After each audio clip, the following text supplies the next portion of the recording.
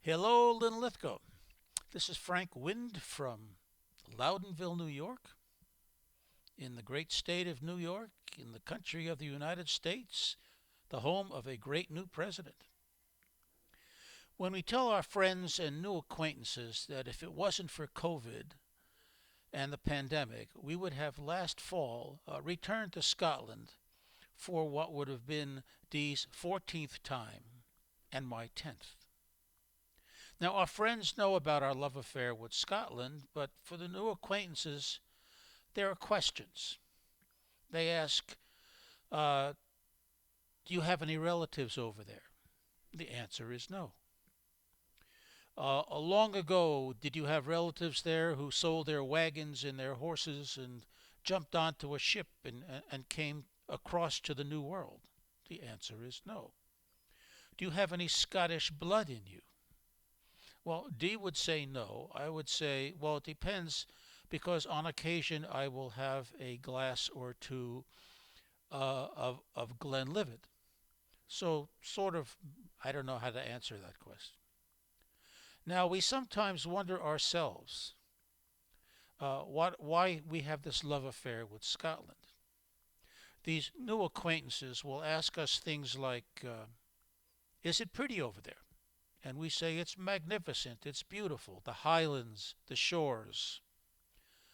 Are the people friendly? You couldn't want a better group of people anywhere. Is the weather suitable? Well, it sort of depends on the season. How's their music? Do you like their music? Well, we have a passion for fiddles and bagpipes, but that may not be to everybody's liking. And we love the music. Can we understand them when they speak? It depends on who's talking. But there has to be some link that pulls us, connects us with the people in Scotland and the country. Now, it can't simply be that there's a Linlithgow in Scotland the same way there's a Linlithgow in New York State. Linlithgow in Scotland has a loch, it has a palace. Linlithgow, New York has 7 houses, 2 barns, and a stop sign. And it's so small there isn't even room at the end of the name for the W. So that really can't be the reason. Well, the only thing left is maybe the haggis, the great chieftain of the pudding race. Maybe there's a hint there somewhere. Now, the origin of the haggis, just like the origin of many native foods, can be traced back hundreds, maybe thousands of years into obscurity. I think possibly some of these early dishes that people have served, they brought with them when they left the ark. But there are some records about the haggis. There's a similar dish was eaten by the Romans and the Greeks, and there are some 14th century chronicles, Scottish chronicles, that talk about the haggis. Now, recently there was a visitor who came to Scotland from Hamburg, Germany, and he timed it perfectly. He came just before Robbie Burns' birthday celebration. And he was invited to a party, and they served him haggis. And he loved it. He thought it was fantastic.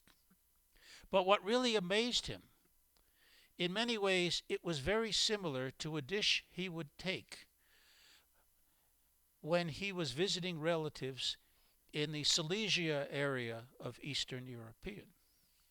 That dish was called derma. We know derma. It is a very common food prepared and eaten by Ashkenazic Jews, such as us. So maybe that's the link. And by the way, stuffed derma looks like this. Now, whereas haggis has meat and other things we don't need to talk about, stuffed into a sheep's stomach and then boiled and then baked. Derma is a mixture of a flour, chicken fat, some meat on occasion, uh, and spices and onions packed into a steer's intestinal casing and then baked. So maybe this is the connection. It's not the connection we have with blood. We're not blood related in any way to the Scots. But maybe it's a more visceral connection we have between the sheep's stomach and our steer's intestines. Thank you.